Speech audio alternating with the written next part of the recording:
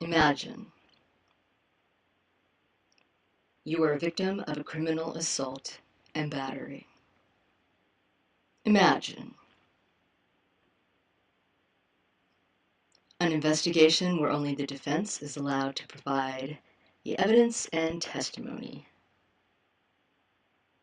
As if it can't get any more disturbing. It's the government. You know it has to get more disturbing. Finding out the investigators had no education in what it was they were investigating. Yeah. Californians, be concerned. Oh yeah, very concerned. The investigation was conducted by our very own State Licensing and Certification Board. To begin with, CHOMP Hospital is breaking California state law by administering the surgery, ECT, shock treatment, and it is a surgery, people. Monterey County Department of Mental Health, they know CHOMP is breaking the law as well. This is an article that was written in the Carmel Pinecone. The hospital gave this information to them. Facilities that perform shock therapy must have a committee to regulate it. State law says the committee must include 2 board-certified and licensed psychiatrists and or neurologists, one of whom must be pre-approved by the facility and the other by a local mental health director. What this committee does is it actually makes the final decision on whether a patient has the capacity to sign the consent form.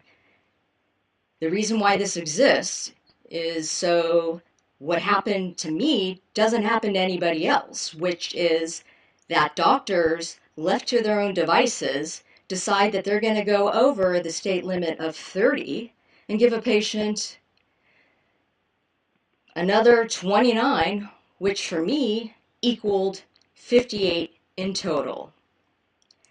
It also writes underneath, SCURA contends the hospital and doctors exceeded the permissible number of treatments without pre-approval by such a committee.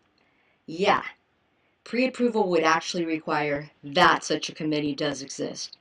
But at CHOMP, this committee does not exist. And this committee is supposed to get together every 30 days. For me, I was supposed to be in front of this committee before I even started treatments at CHOMP. It writes right underneath that, state law doesn't specify a maximum number of ECT treatments patients can have. No, the state doesn't.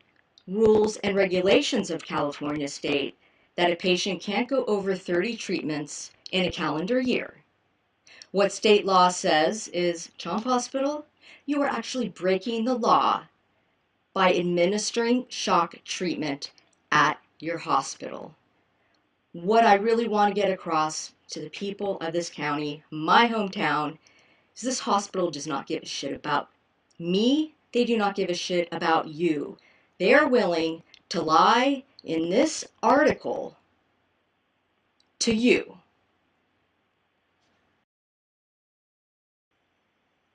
I was baffled for a long time of how this hospital could actually get away with this until I saw this letter, California Department of Public Health. They sent the first notice to Stephen Packer, who is actually the CEO of CHOMP Hospital. Then I saw this. Same year I was there, 2012. Stephen Packer, CEO of CHOMP Hospital, was elected board chair of California Hospital Association. You can't have both. Serious conflict of interest. It's just corruption. Right now, the state Attorney General of California is going to be reviewing my case against Dr. Michael Lebowitz and Dr. Eric Jacobson with regards to possible prosecution.